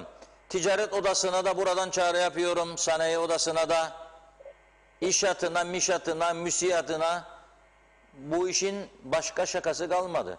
Sahip çıkmak lazım örgütler. Bakınız Rum tarafında Sayın Bakan okudum dün. Birçok özel işletme Sağlık Bakanlığı'nın yanında yer aldı. Aşıları teşvik için para veriyorlar. 50 euro diyor giyim kuponu veriyorum sana git istediğini al giy diyor. Mesela bir mağaza. Öteki başka bir şey veriyor. Öteki başka bir şey. Uçak şirketleri bedava bilet veriyor. Düşünebiliyor musunuz siz? Aşıyı teşvik için. Biz bu tarafta hemşire bulamıyorsak aşı yapsın doktor. Bunu çözmemiz lazım. Bu bütün örgütlere buradan çağrı yapıyorum. Kurtuluş yok. Ben peşinizdeyim. Olmaya da devam edeceğim. Kurtuluş yok. Bu savaşı birlikte kazanmamız lazım. Herkes elini cebine atacak arkadaş. Büyük örgütler sadece ben bu kadar büyük örgütüm. İdat topluyorsunuz bizlerden. Ticaret odası, sanayi odası. Güzel para topluyorsunuz. Onun için harekete geçmek lazım. Şimdi bu konuda size önerilerimizi sunacağız birkaç gün içerisinde. Bize listeyi de arkadaşlarımız bakın çok süratle hazırladılar, getirdiler önüme. Nerelerde aşı yapıldığına dair. yapmayan hastanelerin isimlerini sizlere aktardım az önce. Şimdi gelelim, İngiltere'deki Türklerden ciddi tepki var. Oradaki bir bayan arkadaşımız örgütleniyoruz diyor. Örgütlenmeye başlamışlar. Az önce okudum şeyini, tepkisini İngiltere'den. Bu 5 gün nereden çıktı Sayın Bakan? Bunu kaldırmıştınız İngiltere'deki gelenler için. Yani 5 gün karantina nereden çıktı? 2 aşısı var adamın. Bir de PCR yapıyor. Yetmedi mi bu da 5 gün bir de karantina? Alo? Ünal Bey, şarjınız mı bitti?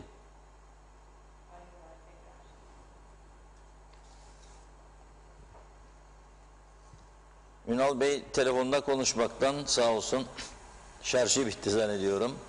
Şimdi hastanelerin isimlerini vermişti. Ben bunları arkadaşlarımız hazırladı. Tekrar bağlantı kuruluncaya kadar onları sizlere aktarayım. Doktor Burhan Nalbandoğlu. Hazır Tamam, mı? hattımızda, evet. Ünal Bey merhaba. Şarjınız bitti mi? Ansızın koptu telefon Reşat Bey. Evet.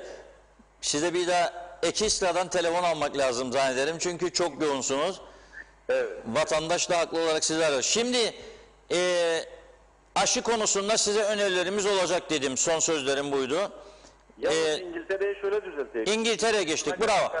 Şimdi diyor ki bu Nafiye Horozoğlu Hanım, oradaki Türklere yardımcı olan, örgütleyen bir çalışkan bayanımızdır. Evet. İngiltere'den diyor çift aşılı yolcu gidecek diyor PCR'da. Neden 5 gün karantina? Bu bir haksızlıktır diyor. Bu konu nereden çıktı bu 5 gün? 5 gün yoktur. 29'una kadar 5 gün yoktur. Tamam ama 29'u yarındır.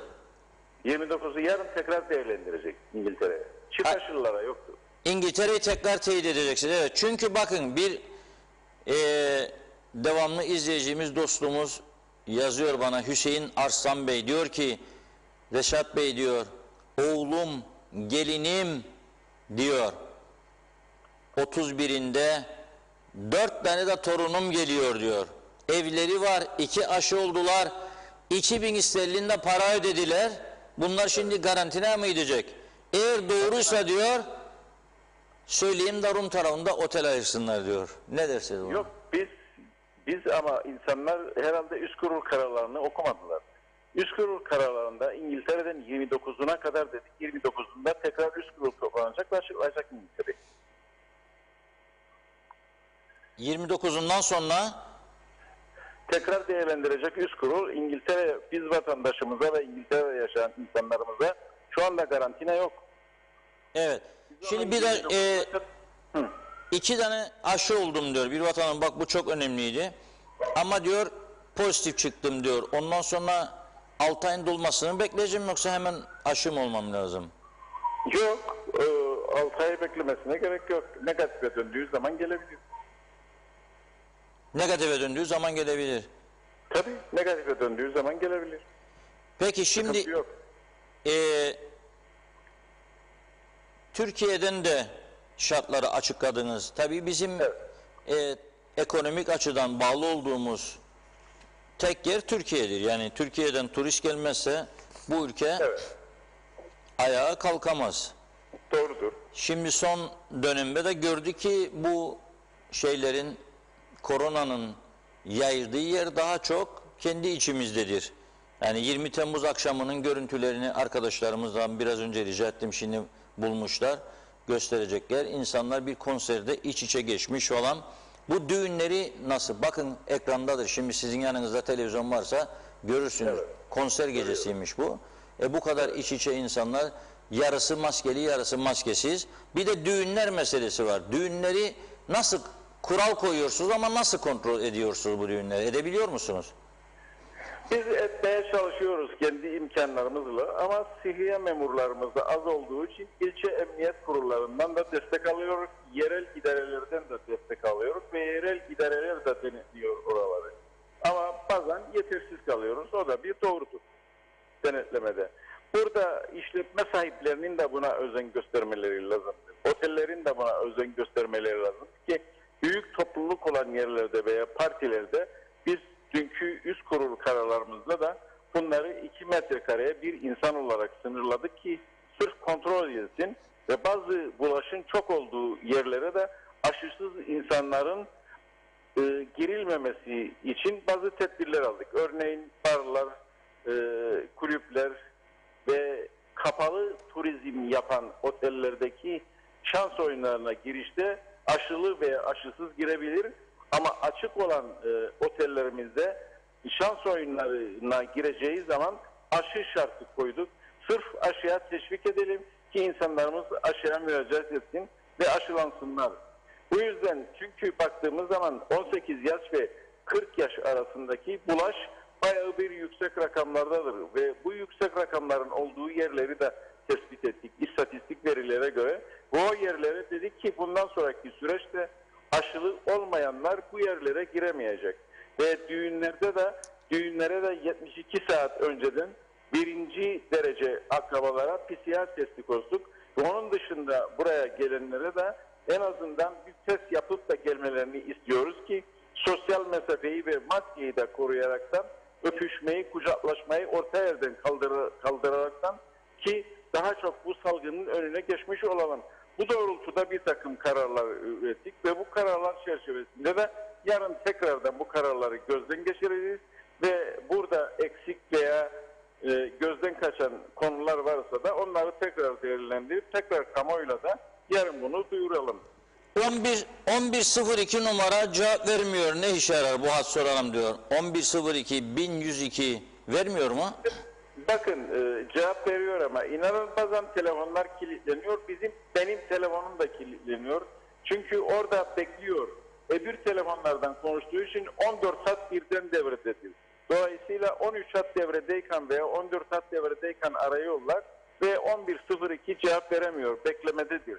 O yüzden yani telefonlar çalışıyor ama çok talep olduğu için talebi karşılamıyoruz. O yüzdendir. Onun için bir müddet sonra tekrar ararlarsa o telefonlar cevap verir. Peki adam diyor ki ben aşıyı diyor bir hafta önce oldum, Türkiye'deyim diyor, Kıbrıslıyım. 14 gün şartı geldi. Şimdi ne yapacağım ben diyor. 14 gün bekleyeceğim Türkiye'de. Neden bu 14 günü koydunuz? Daha önce yoktu. Bunun bir mahsuru mu çıktı ki 14 gün şartı geliyor şimdi? Şimdi baktığımız istatistik verilere göre ikinci dozu yapıp da ertesi gün gelenlere bir takım bulaş ortaya ve çıktığı için tekrar 14 günü koymak mecburiyetinde kaldı ki 14 gün beklesin ki burada 14 gün bekledikten sonra bağışıklık sistemini kuvvetlendiği için insanımız öyle gelsin ki bulaşı en azından mevcutsa kapıda girerken yapacağı antijen testiyle onu tespit edebilelim. Mustafa Bey diyor ki Johnson & Johnson oldum. Tek dozda kalacak mıyım diyor yoksa onun da ikincisi gerekecek mi? Yok 6 ay bir şey gerekmez. 6 ay sonra ikincisi gerek. 6 ay sonra Johnson & Johnson onlarla gerekiyor yani. Evet. Bütün aşılarda 6 ay sonra gereklidir. Hatta Sinovac'larda ana vatanımız Türkiye Cumhuriyeti'nden 4 ay doldurduktan sonra da ikinci ve üçüncü dozu yapma ihtiyacı oldu ve 4 aydan sonra da üçüncü doz aşı yapılmaktadır şu anda. Yani bu çok soru var. İnanın Turkcell'in bilekliklerini soruyorlar ama artık sonlandırıyorsunuz bileklik işini değil mi? Şimdi bileklik işini sonlandırıyor çünkü pozitif vakaları da biz yavaş yavaş septomları az olan insanlarımızı eve gönderiyoruz ve evde kontrollerini yapıyoruz. Doktorlarla yeni bir örgüt oluşturduk ve eve gönderdiklerimizi doktorlarla kontrol etmeye başladık ki insanlarımız en azından karantina sürecinde zorlanmasın ve evlerinde daha rahat geçirsinler diye. Şimdi Fazilet Bıldırcın diyor ki Londra'dan ve Erol Bey, Londralıların Fazilet Hanım diyor ki sağlık üst kuruluna güvenimiz kalmadı biz Londralıların diyor. Her dakika karar değiştiriyor. 10 Eylül'de evimize geleceğiz ama hangi kararla karşılaşacağımızı diyor Allah bilir diyor. Ama şimdi bakın ben Fazilet Hanım'ın söylemine katılmıyorum. Çünkü her geçen gün vaka sayılarındaki duruma göre de sağlık üst kurulu oturup ve bu kararları üretiyor. Dolayısıyla üretirken de belli bir zaman da koyuyoruz. Şimdi bakın kapalı turizmi 10 Ağustos'a kadar süre koyduk. Neden 10 Ağustos'a kadar süre koyduk? Çünkü bu otellerimizden görüş aldık. Turizm Bakanlığı'ndan görüş aldık. ve bu otellerdeki rezervasyonlara göre 10 Ağustos'u koyduk. Lütfen oradaki tarihlere de dikkat etsinler. Çünkü 10 Ağustos'a kadar rezervasyon alan otellerimiz kapalı turizmde aşılı veya aşısız geldiği için 10 Ağustos'a kadar koyduk. Ve 10 Ağustos'tan sonra dedik ki kapalı otellerimizdeki turizm yoktur. Hepsi açıktır ve bütün otellerimize aşılı olan insanlar, 14 günü doldurmuş olan insanlarımız renklerine göre gelebilirler ülkemizde ve tatil yapabilir veya evlerine gidebilir. Evet, şimdi Turkcell bu bileklik meselesinden güzel paracıklar topladı herhalde, değil mi? Var mı bir rakam elinizde, ne kadar topladı, torba ne kadar doldu diye? Yok, onu biz bakmıyoruz. Çünkü o Maliye Bakanlığı'yla ilgilendiği için biz o rakamı bizde yoktur. Sizde yok. Yani Evet. ben de buradan o zaman sizin huzurunuzda bir çare yapıyorum Turkcell'e. Ey Turkcell, ey Turkcell, biraz da bizim tarafa kaydır bu paracıklar, yani sağlığa. Evet. Kitiniz yokmuş diye duyuyorum. Doğru mu? Test kitleriniz azaldı mı? Test kitlerimizi aldı, siparişi verdik. Önümüzdeki günlerde gelecek ama şu anda kitimiz var. Her türlü testi yapabiliriz. Hiçbir sıkıntımız yoktur. Yani rakamları artırmaya başladınız çünkü bayağı ihtiyacınız olacak. Rakamları artırmaya başladık. Antijen sayılarımızı artırmaya başladık. Antijen testlerinin ithalatına izin verdik ki özel laboratuvarlar da getirebilsin ve ülkemizdeki testlerde sıkışıklık ortadan kalksın diye. Ama Sağlık Bakanlığı olarak biz kitlerimizi devamlı temin ediyoruz. Orada bir sıkıntımız yok. İstanbul'dayım diyor Ünal Bey. KKTC vatandaşıyım. 6 Ağustos'ta döneceğim, garantine var mıdır diyor. Kaçında, bu Türkiye için kaçında başlıyor Sayın Bakan şeyler? 5 gün garantine koydunuz da aşı olmayanlara. Yok, bu Aşı yoksa, değil mi? Aşı yoksa karantina var. 5 aşı gün. yoksa garantine var, evet. Evet. Buradan Aşı giderken varsa karantina. aşısız gittiyse aşısız dönecek. O zaman 5 gün karantinaya girecek. 5 gün ev karantinasına girecek. Evet. Onun için aşı diyoruz ve son olarak size bir soru sorayım da öyle vedalaşalım. Yarın ben sizlere dönüş yapmaya çalışacağım. Bu akşam da beni duymuştur. Turgay Deniz Bey falan çok dinliyor bizim programı. Hatta birçok iş adamı dinliyor. Diyorlar ki bana bugün bir iş adamı geldi. Reşat Bey sizin sözünüzü dinlerler, siz söylersiniz. Bu sıkıntılar var ülkede. Ben de dedim ki bak sizin sıkıntınız olunca geliyorsunuz buraya da.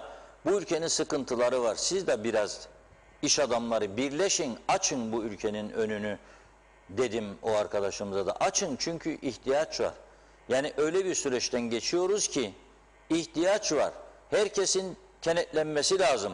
Tabii Maliye Bakanı eleştiriyoruz, o da kendine göre haklı. O da diyor param yok, o yok, bu yok. Tamam da öte taraftan da erken ödüyoruz hayat pahalılığını diye de propagandası yapılıyor bu işlerin. Ama Evet. sağlık birincidir. Yani bu konuda sağlık birincidir. Sizin acil olarak aşı ihtiyacım yok diyorsunuz, personel ihtiyacınız var. Başka bir herhangi bir acil ihtiyacınız var mı Sayın Bakan? Hiçbir ihtiyacımız yok. Bizim şu anda personele ihtiyacımız var.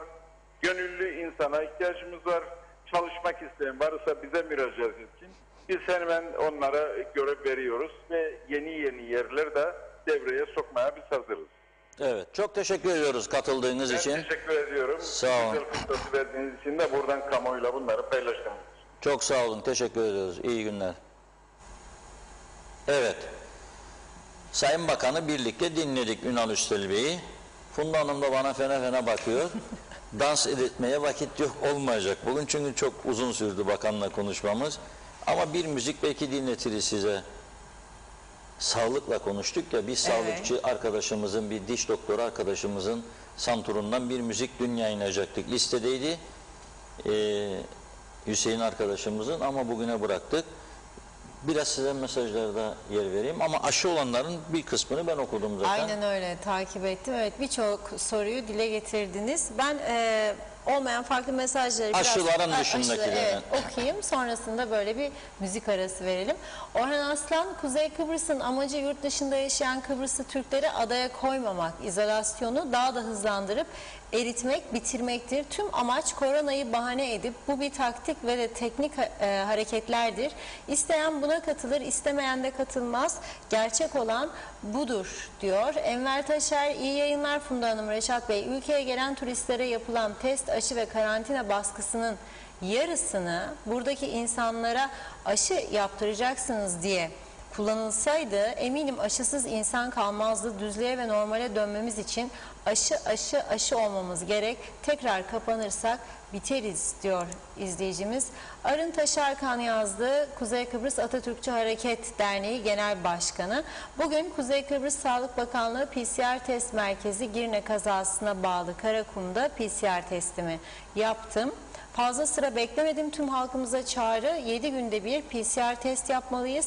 Kuzey Kıbrıs ve Güney Kıbrıs Rum kesimi vaka sayısı yükselmekte. Mümkünce sosyal mesafe, resmi dairelerde, banka, hastane, kapalı mekan, kafe ve restoranlarda da maske takmaya devam diyoruz diyor. Evet, Eren Erkıran Sağlık Bakanı'nı eleştirmiş. Ülviye Bereket, evet, onun sorusu da cevaplandı yanlış hatırlamıyorsam. Yılmaz Eratılgan, Girne'den mi insanlar Mausa'ya gönderiyorlar?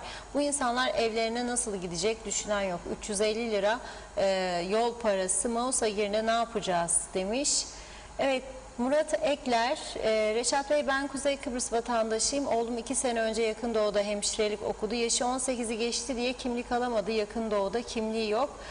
Kaydını dondurdu. Ben gönüllü yollayabilirim onu diyor aşı için.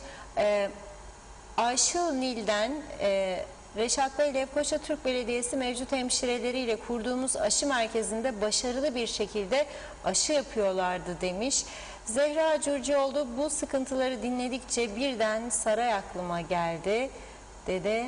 Evet, Güzide Sinan Yorgancıoğlu, Etik Hastanesi'nde aşı yapılmıyor, şimdi aradım demiş. Çağatay Dolner, Sağlık Bakanı'nı eleştiriyor, öyle diyeyim. Belgin Rıfat, tüm sağlık sorunları maalesef Maliye Bakanlığı'nda tıkanıyor. Tabii adam genç, herhalde sağlık sorunu da yok. Nereden bilecek, nereden anlayacak? Tek derdi maaşlar. Allah aşkına maaşlardan başka bir şey düşünmeyen gelsin bu koltuğa lütfen yazmış. Evet, bakıyorum. Ulus Barani, evet aslında 2 doz AstraZeneca aşısı olan 3. aşıyı ne zaman ve hangi aşıyı yaptırabilir diye sordu AstraZeneca'lar için. Cengiz Korkmazan, kapılarda niçin kolaylık sağlanmıyor? İnsanlar eziyet çekiyor yazmış. Emin Özat ile Reşat Bey, halk olarak 20 lira bile istense söyleniriz diyor demiş ama sigaraya veriyoruz. Salih Mullalı, şarjı bitti, işi bitti diye eleştirdi o da. Hüseyin Koltan, evet yine o da aşılarla ilgili, atlıyorum aşılarla ilgili. Belgin Rıfat, ne gerek vardı geçen ay %8 hayat pahalılığı ödensin. Koronadan daha önemli kanser hastaları. Ben şahsen oldum, nasıl bir acıyla kıvranıldığını da biliyorum. Nasıl çaresizce, umutsuzca dev gibi kardeşimin sapsarı, hatta morarmış bir renkle acıyla kıvranışlarını gördüm. Birkaç kaşık meyveli yoğurt yedirttim diye sevinmiştim. Ertesi gün öğle saatlerinde kaybettik. Yaşayan bilir çaresizliği ve acıları diyor. Evet, bakıyorum. Fazilet Bıldırcın, biz Londralıların sağlık üst kuralına güveni kalmadı dedi. Evet, mesajı dile getirdik. Ne yapacağız Allah bilir diyor. Erol Topçu, aman demiş, ben de 31'inde geleceğim Larnaka'dan. Salih Mullalı, üst kurul amma mühim oldu. Duyan da zannedecek, eleştiriyor. Bir şey yapacaklarmış gibi demiş. Evet, bakıyorum. Çetin Bey de, hayırlı işler. İkinciyi oldum, Türkiye'den aşımı oldum. Karantina var mı diye soruyor. Özmen Çikuşu, benim 4 tane yolcum geliyor. Yani 5 gün karantinada mı kalacaklar? İnsaf, vallahi uzatırlarsa diyor. Bu daha mantıklı olacak sanırım. Evet, yine karantina soruları var. Şefik Taşan, Turkcell pozitiflere takılan bileklikleri nasıl takip ediyor? Zabıtaları devreye sokun, polisler yetersizse para cezası koyun, durum ciddi. Kimse kimseyi sallamıyor yazmış. Sağlıkçılar yoruldu artık diyor. İzzet Kahraman, Sayın Reşat Bey, tek yer Türkiye'de, biz de size diyoruz ki biz 47 yıldır nasıl yorumlayamadım İzzet Bey, biraz karışık yazmışsınız bakıyorum. Bunun suçlusu Kıbrıslı Türkler değildir demiş. Ambargolar herhalde. Belgin Rıfat cevap veriyor başka bir izleyicimize. Mehtap Çınar, iyi yayınlar diliyorum. Eşim emekli doktor, aşı için her türlü yardıma hazır dedim. Orhan Aslan, Ünal Üstel sorulara tam cevabını onaylamamış. Reşat Bey diyor, aldıkları emir yurt dışındaki yurttaşlara adaya getirmemektir. İsyanı büyütecek. Bu gidişle millet bunların kararsızlığından bıkmış vaziyette yazmış. Evet, Süleyman Arın, ada pas için pasaport numarayla giriş yaptığımızda böyle bir kayıt yok diyor. Kasım Soyutok, süpersin Reşat abi yazmış.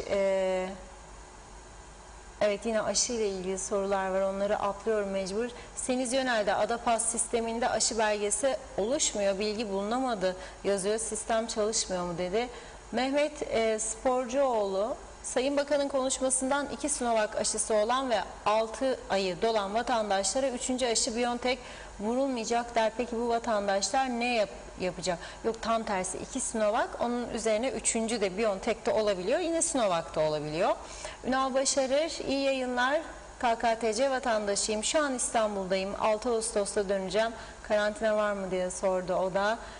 Yine 3. doz aşılarla ilgili soru var. Evet, atlıyorum onları. Ali Esentepe, evet, o da 3. doz aşıyı ne zaman olacağız diye sordu.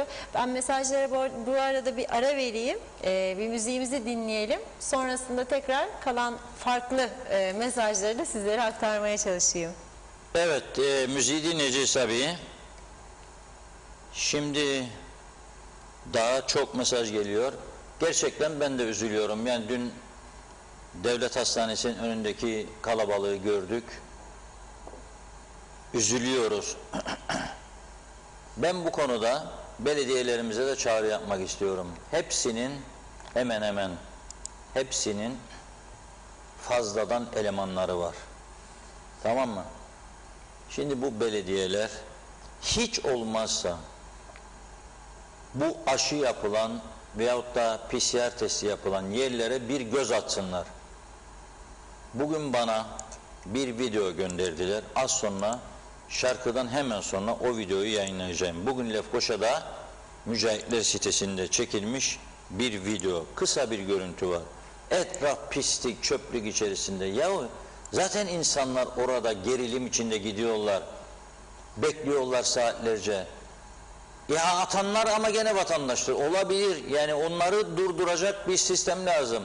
3 tane 4 tane yerdir, alt tarafı birer zabıta gönderin. Öncesinde bir çöpçü gitsin, bir süpürsün, temizlesin. Bir yıkasın oraları, ferahlasın insanlar. Ya biraz da insanlık ve insan muamelesi görüyoruz. Havasına kapılalım. Bu da bizim için büyük bir zenginliktir. Fakirin demiş, derdi nedir? Adam yerine konmaktır. Zaten o alışmıştır. Az da bulsa geçinecek, çok da bulsa geçinecek. Ama biraz da mutlu olsun bu insanlar. Aşağıya gidiyor, yerlere çöplerin üstüne basarak geçiyor. Ne yapıyor bu kadar insan? Lefkoşa 650-700 kişi var ya. Ya o sadece devrimci nutuklar değil, biraz da insanımız için hizmet. Yok böyle bir şey. Yok böyle bir şey. Yani bunlara biraz bakmamız lazım. Artık kendi önümüze bakmamız lazım. İnsanlarımıza yardımcı olmamız lazım. Her belediye 2 tane doktor, 2 tane hemşire, 28 belediye var. Hadi ayırdım, Akıncılar 280 nüfus yere belediye koydular. Bunu da ben koymadım yani. Koyanlar düşünsün. Ne kadar trajikomik bir durum yarattılar. 280 nüfuslu köyün belediye başkanı var, 4 memur hepsi toplam. O ben diyemem şimdi 2 doktor al, bir de 2 de hemşire, 4 kişi. Ama Lefkoşa alabilir. Mausa'daki arkadaş Maraş'a da bak talep çıktı, alabilir. Girne alabilir. Girne alabilir. Çok iyi parası var, saray yaptı. Güzelyurt alabilir. İskele alabilir. Buradan onlara da çağrı yapıyorum. Ya beklemeyin birileri. Çıkın ortaya, bak 5 büyük belediye başkanına çağrı yapıyorum, 6 büyük belediye başkanına. Lefkoşa, Girne, İskele, Güzelyurt, Gazimavsa, paranız var, Lefke. İstihdam edin 3 aylığına, 6 aylığına, 2 doktor, 2 hemşire. Ne olacak? Açın bir yer daha. Yani başka türlü bu sorunu atlatamayacağız. Şarkımızı dinleyelim. Doktor Hüseyin Bıçak, üstelik hep böyle sağlıktan gittik bugün. Çok güzel bir şarkı, eskilerden kalma. Ondan sonra devam edelim.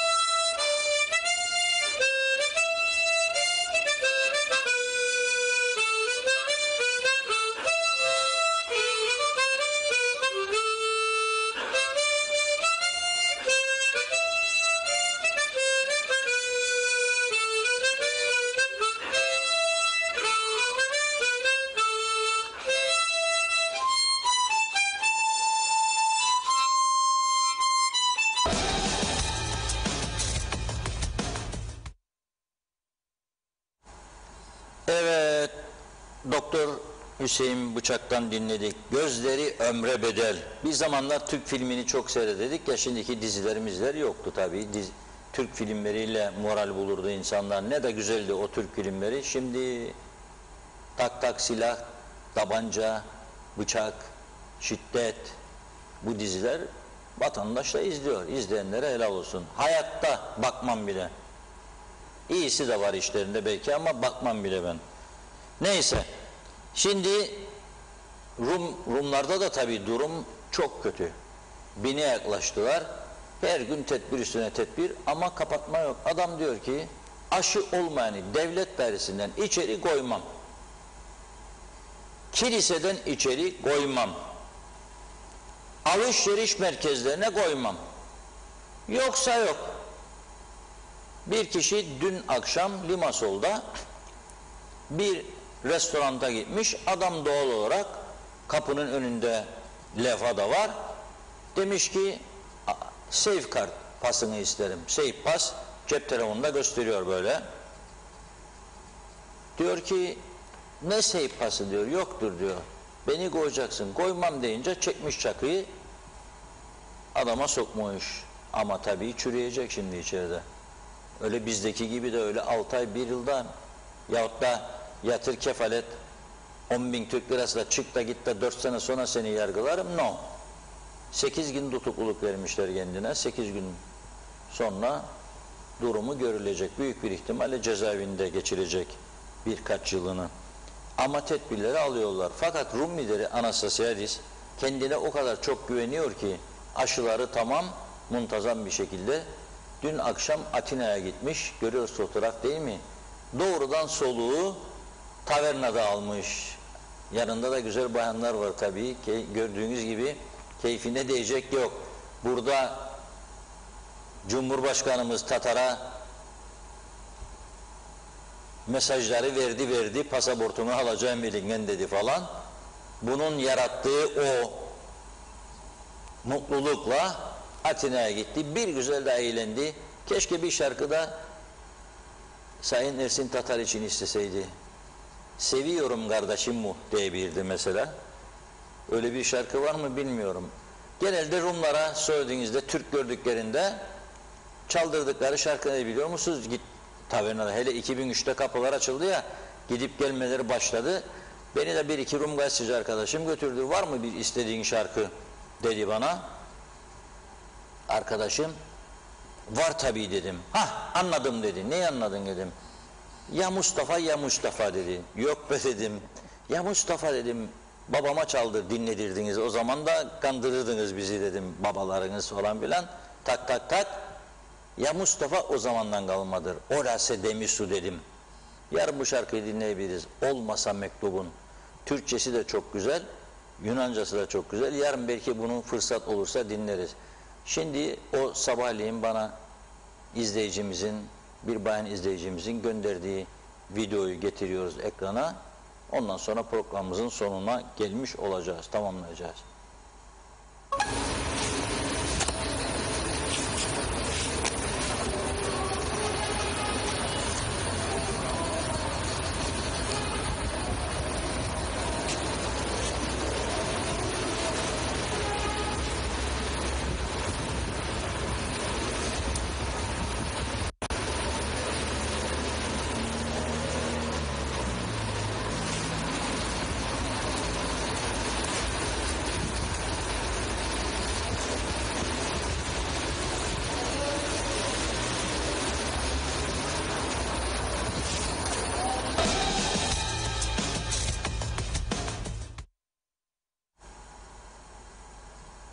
Evet.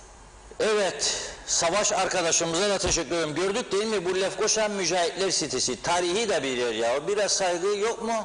Yok. Tabii atanlara da kızıyorum ben. Ne atıyorsun kardeşim oraya çöpünü? Git evindeki çöplüğün içerisine atıver. Niye atıyorsun? Sigara içiyor, atıyor. Kola içiyor, atıyor. Poşete atıyor. Tabii belediyenin de bakması lazım bu işe. Hala daha yollara çöp dökmenin cezası 8 Türk lirasıdır KKTC'de. Mecliste milletvekiliyim diyen, milletin vekiliyim diyen herkese saygıyla hatırlatırım bunu. 8 Türk lirası ceza öngören yasayı tutmaya devam edin. Sonra da biriniz milliyetçi, biriniz devrimci, biriniz halkçı, biriniz halk karşıtı falan birbirinize mesajlarınızı veriniz. Ama ülkeyi getirdiğiniz nokta maalesef budur. Çökerttiniz çökertebildiğiniz kadar ülkeyi, helal olsun size derim. Başka söyleyecek bir şey yok. Son mesajları okuyacak Funda Hanım. Ondan sonra bir dans ederiz bugün ama değil mi? Ha, şarkı da geçti. Şarkı bitti. Yok, doğru. Olmaz, şarkı Bak, söyleyecektik. unuttum ben şarkının O da geçtiğini. şakaydı zaten, tamam. Hemen başlayayım. Oyal Tazeoğlu uzunca bir mesaj. 4 maddede özetlemiş durumu. 1 diyor, hastanede herhangi bir tahlil yaptığınızda tahlil sorgulama sistemine barkod ve kimliği yazdığınızda sistem hata veriyor. 2, onkoloji hastanesinde inanılmaz bir yığılma var hastalarda. Her gün hastalar saatlerce sıra bekliyor onkolojide. 3, Türkiye bize aşıları gönderiyor. Bizim tek yapmamız gereken burada insanları saatlerce sıcakta bekletmeden organizasyonu yapmaktı. Bunu da beceremedik demiş. Son olarak 4, bakan hala ilaç eczacı depoya gelen ilaçların ödemede sıkıntı var diyor. Sorunlar çok diye ekledi. İzzet Kahraman, Reşat Bey, Çırpınmayalım, girelim dünya hukukunun içine diye yazdı. Sayar Aker, parasız sağlık olmaz, vergisiz devlet yaşamaz. Aylin Kızıl, bakanı dinledik, memleket güllük gülistanlık, hiçbir şeye ihtiyacımız yok diyor demiş. Bir de ünlem koydu sonuna. Çiğdem Ertürk Palacı yazdı ama Ahmet Sanver adına iyi yayınlar. Benim kimliğim ve pasaportum İngiliz döneminden kalma. Rum devletinin yarısının bizim olduğunu kanıtlamak için yenilerini de aldım. Numaraları da eskileriyle aynı. Hiç de kullanmadım. Gece gündüz basın yayın organlarında Rum yönetiminde hakaret ediyorum. Ben Anastasiadis'in benim pasaportumu geri almasını istiyorum. O zaman bu ülkede iki devlet olduğunu kabul etmiş olacak. Yapsın da çalınmış sahte devlet olduklarını kendileri kanıtlasınlar diyor. Eminim ki Sayın Tatar'ın pasaportunun durumu da böyle, yani İngiliz yönetiminden kalma. Onun değilse bile babasınınki öyledir. Bütün dünya bilsin ki bu memleketin yarısı biz Türklerindir. Rumlar bizden çalmış olduğu devletin yarısını bize geri vermeli. Hadi bakalım demokratik devletler hukuktan yana olduğunuzu kanıtlayınız demiş. Necla Sevil, rica ediyorum biraz daha duyarlı olalım. 11.02 telefonları cevap vermiyor. İlk sıradasınız diyor. 26 dakika boyunca söylüyor ve benim test yapmam gerek. Elimde bileklik var. Kendi kafama göre çıkamıyorum. Madem öyle cevap versinler lütfen demiş. Mehmet İnancı, Reşat Bey siz doğru yolu gösteriyorsunuz. Ülkeyi yönetenler ne yapıyor dedi. Serkan Terkan Göçmen, kapıların kapanma durumu var mı işçiler için diye soruyor. Fevzi Teke Londra'dan selamlarını yolladı. Sayar Aker TV 2020 çağ atladı diye yazdı. Mehmet İnancı, Sağlık Bakanı doktor ve hemşire bulamıyor. Bazıları da yeni saray istiyor. Bu nasıl bir çelişki demiş. Tema Yavaş, o da Londra'dan selamlarını yolladı. Çok mersi. Azmi Arsel, aylardır Sağlık Bakanlığı'nın laboratuvar sonuçlarını veren sistem çalışmıyor. Kim ilgilenecek diye sormuş. Emine Özatilla, Reşat Bey belediye başkanı olsanız her taraf çiçek gibi olur diyor. Evet, Ali Dayı şarkının adını yazdı. Ayfer Olcay, haklısınız Reşat Bey ama onları yapan da insandır diyorsunuz ya, bizim hizmet görmediğimizin asgari ücretten fazla vergi ödüyoruz. O vergileri yaz mesaisine girsinler diye ödemiyoruz. Aydınlatma, temizlik vergilerine bakın. Kullandığımız elektrik suyun 2 misli. Bizler de insanız. Sömürüldüğümüzü görmesek atmayız. Onlar yan gelip yatsın diye vergi ödemiyoruz. İnsanları da var yerine koruyorlar yazmış. Mehmet Kurtulmuş, ah ne güzel seni sevmek, ah ne güzel diye, o da şarkının ismini yazdı. Evet, Ali Esentepe, Adapas kayıt için bakan 2 şubemiz var. Gelip kayıt yapabilirler dedi. Bu şubeler nerededir, bilginiz var mı diye soruyor. Mehmet İnancı da şarkının adını yazdı. Bakıyorum. Salih Mullalı, Londra'da yalnız yabancılar çanta poşet kullanıyor. İngilizlerin hiçbiri artık dükkanlarda poşet almamaya gayret gösteriyor. Yani kirliliği, pisliği yabancılar ve bizim gibi çok IQ'su olan çok yüksek toplumlar yapar demiş. Belgin Rıfat, tüm dünyada yeniden yayılmalar var Reşat Bey ama ekonomide düşünülüyor. Bu yüzden kapanmalar yok ve inanın insanlar kurallara uyuyor demiş. Çiğdem Yorat Kankoru, Reşat Bey güzel yurtta bu gece tombala çekilişi var. Sabahtan sandalyeleri yerleştirmişlerdi dip dibe, hiç arada mesafe yok, 0 mesafe ve çok da kalabalık oluyor. Maske yok, virüse davet değil mi bu, hiç denetleyen yok demiş. Sayar Aker, en güzel dizi Yaşam Gündemdir, büyük duygularla izliyorum diyor ve eklemiş, şehir çobanlarına ihtiyaç vardır. Şerife Güneş iyi yayınlar diledi. Mehmet İnancı, bunları atanların ne imanı var ne temizliği Reşat Bey, ruhu kirli olan her yeri kirletir ve çökertir diyor. Cihan Köroğlu, Reşat Bey düettir, danstır, kandırmayın bizi diye yazmış. Necdet Mavi Gözlü, Kuzey Kıbrıs Birleşik Afrika Pakistan Cumhuriyeti'nden herkese iyi günler. Programın ancak sonuna yetişebildim. Yarın inşallah buluşmak dileğiyle. Hayırlı akşamlar diliyor. Çok mersi. Salih Mullalı, tüm ada Türklerin diyarısı değil, İngiliz Rum'a adayı hediye etti demiş. Belgin Rıfat, son 1-2 mesaj kaldı. Burada kanser hastaları evlerinden alınıp tekrar evlerine bırakılır. Eğer araba süremeyecek durumdaysa belediyede çok sağlıklı bir shopping markete gönderilir. Haftada bir, sırf kalabalığa karışmasınlar diye ve tabii ki günde 4 kez bakıcıları gelir eğer isterlerse dedi. Son mesaj Arkın Mustafa İzzi, Türkiye'de günde 1 milyondan fazla insan aşılanıyor. Bizde diye sordu. Gürkan Giritli de son olarak seviliyorsunuz diye yazdı. Çok teşekkür ediyoruz güzel mesajlarınız, yorumlarınız için. Sözü Reşat Bey'e bırakıyorum. Buyurun.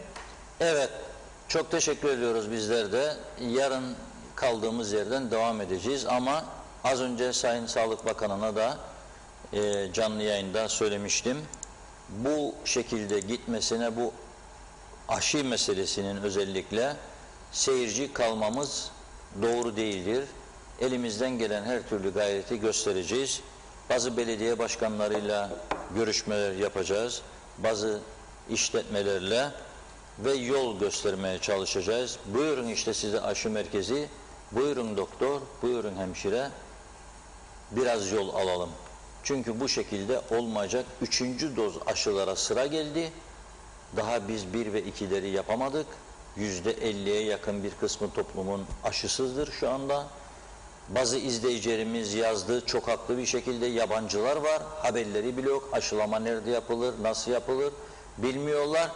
Ve işletmeler, her kim ki çalışanlarını aşıya teşvik etmez, bilsin ki hem kendisine hem de ailesine kötülük etmektedir. Yanınızda çalışan bana aşı olmadıysa dediğiniz anda o aşılatmadığınız, teşvik etmediğiniz işçiniz vatandaş olmasa bile bir gün sizin başınıza dert açabilir, hasta olabilirsiniz, işinizi kaybedebilirsiniz, sıkıntı yaşayabilirsiniz. Onun için bu aşı konusuna öncelik vermek ve teşvik etmek zorundayız. Maliye Bakanı'na da sesleniyorum. Birçok yere para verirsiniz. Bakınız böyle dönemlerde fikir üretmek, olanak yaratmak, proje hazırlayıp hayata geçirmektir esas görev. Yoksa Türkiye'ye göndersin, ben de buradan ne toplarsam eksildim, bakanlar buluyor kararı. Çek bankadan parayı ver, bitti bu iş, benim görevim Maliye Bakanım. Yok. Çare üreteceksin arkadaşım, onun için oradasın. Çare üreteceksin. Çare üretmek zorundasın. Kes siyasi partilere yardımı birkaç ay. Hadi bakayım. Kes siyasi partilere yardımı, göreyim seni birkaç ay, ne olacak? Durdur örtülü ödenekleri, durdurabilirsen, varsa cesaretin. Ben olsam anında durdururum. Tümünü. Bak hiç bunun şeyi yok. Anında durdururum. Bir kuruş vermem. Ne örtülü ödeneği ya? Memleket battı bitti. İnsanlar perişan. Canıyla uğraşıyor. Yaratabilirsiniz. 5000 tane resmi hizmet aracının 4000 tanesini 24 saat içinde satışa çıkarmazsam ne isterse söylesin herkes. Sabahleyin uyandığında 4000 tane araç adanın değişik yerlerinde açık artırma usulü satıştadır. Arabamış kullanacakmış çalışanlar da, bilmem herkes de. Kaymakamların altında araba, belediye başkanlarının altında araba, bakanların zaten çifte, müsteşarların, müdürlerin tamam. Ondan sonra da aşı yapacak personel yokmuş.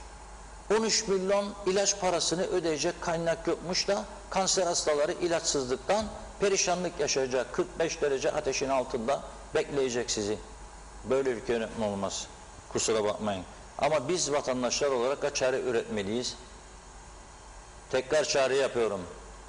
Güzel testicikler dolduran iş adamlarına son 47 yılda güzel testiler doldu.